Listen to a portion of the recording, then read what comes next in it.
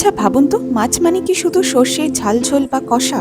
আর যদি বলি আজ এমন এক মাছের রেসিপি এনেছি যেখানে গন্ধে, স্বাদে আর ফ্রেশনেসে একদম নেক্সট লেভেল।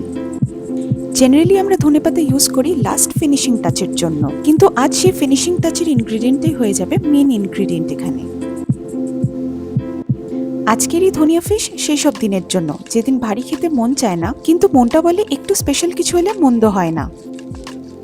আমি এখানে কাতলা মাছটাকে ভালো করে ধুয়ে নিয়ে ম্যারিনেট করে নিচ্ছি। ম্যারিনেশনের জন্য দিলাম 1 ছোট চামচ নুন, হলুদ গুঁড়ো, লঙ্কার গুঁড়ো, হাফ পাতিলেবুর রস, 1 চামচ সর্ষের তেল দিয়ে ভালো করে মেখে নিচ্ছি। ম্যারিনেশনের পর আমি আধ ঘন্টা রেখে দিয়েছিলাম। তারপরে কড়াইতে সর্ষের তেল দিয়ে গরম করে একে একে মাছগুলো দিয়ে ভেজে নেব। দুদিক ভালো করে লাল ভাজা হয়ে গেলে তারপরে তেল ঝরিয়ে তুলে নেব। আমি এই রেসিপিটার জন্য কাতলা মাছ ব্যবহার করেছি, আপনারা চাইলে যে কোনো মাছ দিয়ে এই রেসিপিটা করতে পারেন।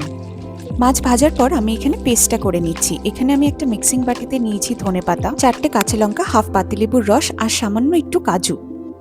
তবে লঙ্কার পরিমাণটা আপনারা কম বেশি করতেই পারেন, আপনাদের উপরে ডিপেন্ড করছে কতটা আপনারা ঝাল খেতে চান। এবার ওই একই কড়াইয়ের তেলে আমরা পেস্টটাকে ডিরেক্টলি দিয়ে দেবো। সামান্য একটু নুন দিয়ে ভালো করে মিশিয়ে নিয়ে আমরা ভেজে রাখা মাছগুলোকে একে একে দিয়ে দেবো।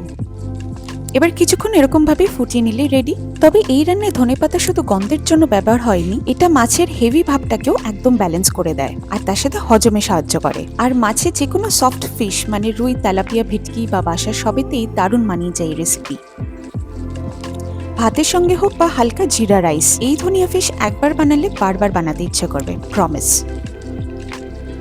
এইরকম সহজ রান্নাই কিন্তু সবচেয়ে বেশি মনে থেকে যায়, তাই না? আপনারা কখনো এরকম ভাবে রেসিপিটা বানিয়ে দেখেছেন? কমেন্টে অবশ্যই জানাবেন আপনাদের কেমন লাগলো। ভালো লাগলে প্রিয়জনদের সাথে শেয়ার করে দেবেন। খুব তাড়াতাড়ি দেখা হবে নতুন একটি স্বাদ, নতুন একটি গল্প নিয়ে। ভালো থাকবেন, সুস্থ থাকবেন।